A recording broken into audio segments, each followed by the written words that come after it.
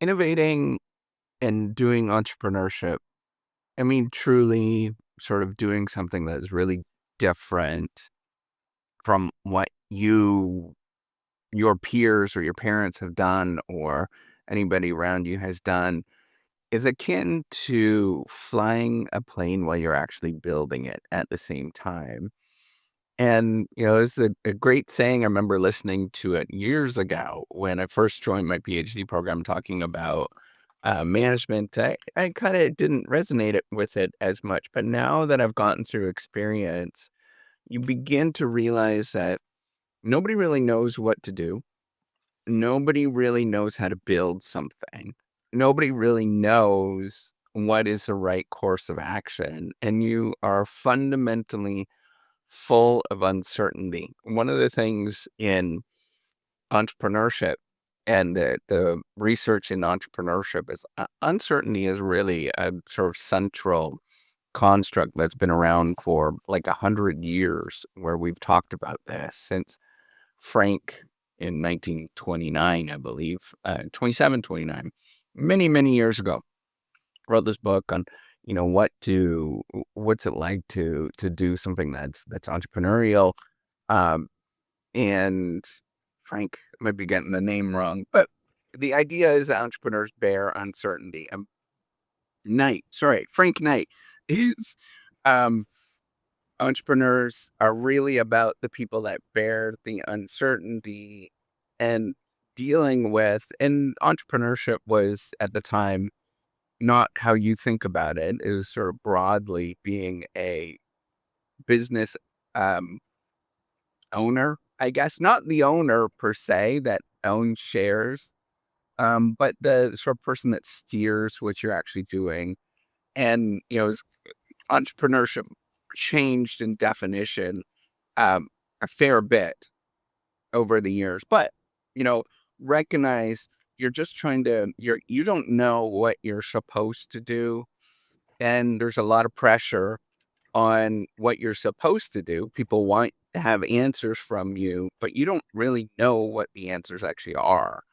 And there is no real good course of action. There are many truths, many worlds that are just as plausible, just as good than, pursuing a particular or than what people sort of think, right? Like there's this presumption that there's one right answer, and it's fundamentally not true. That's not how life actually works. That's not how the world works, but it's baked into how we understand the world. So, what do we do, right? Like when you face this uncertainty, well, first of all, um,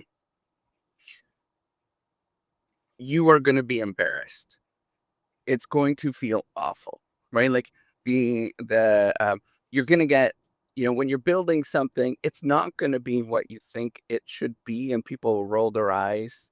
Um, you will think it's the most glorious thing you've ever done, and you spend a great deal of time, great deal of money, did everything that you possibly can, and people are going to roll their eyes and judge you because it's not where it could possibly be. You'll also get a lot of people that will be highly dismissive. Um, you will get a lot of people that simply won't get it. And this is the nature of what you have to deal with. And the whole time you're embarrassed, you feel like a failure. You feel like you don't know what you're supposed to be doing. And most people, 99.9% of people will quit and they'll never do it. And they will judge you even though they're sort of sitting on the sidelines eating popcorn. And you won't know what the right course of action actually is. And you'll try to do the right course of action. You'll want to do the right course of action. You'll have full intent to do really great things, but you simply just really don't know.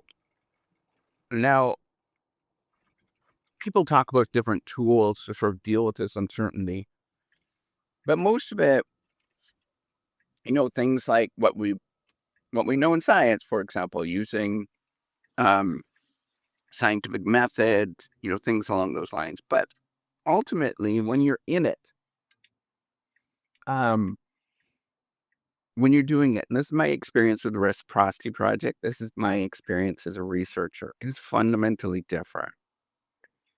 And from the outside, it seems particularly easy. And people are like, well, that's sort of simple, right? Like doing science, a lot of people think it's very simple.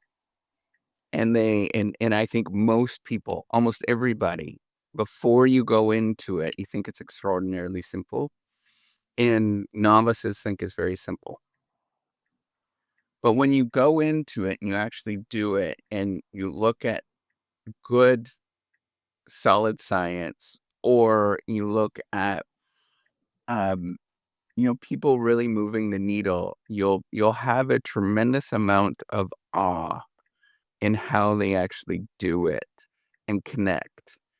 And when you go through it, it'll be artistic in a lot of ways, right? Like you'll see this art, this sort of beautiful art that, my gosh, the more that you learn about it, the more you realize like this was really special. And if you are not in it, you don't understand. If you are from the outside looking in, you don't understand. But on the other side, when you're actually doing it and you're living that life, it's a torturous life. Like, I think people don't understand how much torture you go through, right? Like it's people understand in art, for example, that artists are just, struggling or tortured artists, right? And I think they understand that, right? Where you think of Van Gogh that cut off his ear.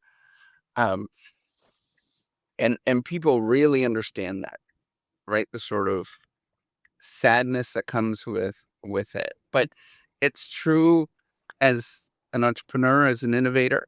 It's true as a researcher. You really struggle with dealing with this these feelings of what you should do, what you don't do. Everything always looks better on the outside. You always want to jump ship. You know what the flaws are. You're embarrassed because people don't get it. And the only thing that you can do, and you're not going to have enough time, I guarantee you're not going to have enough time. The only thing that you can do is to get back up and do it again, regardless of how it actually feels. I wish that there was a better way, but what you'll realize is that 99% of the people, 99.999% of the people will say how amazing and how easy it actually is, and they go to do it, and they are torn up.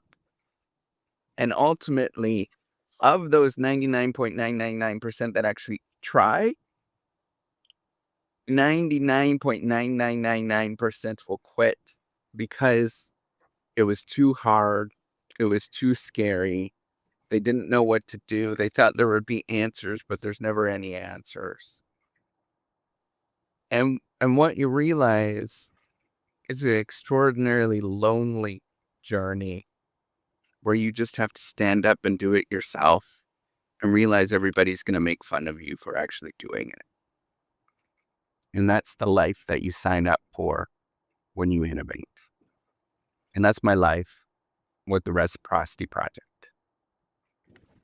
Take care.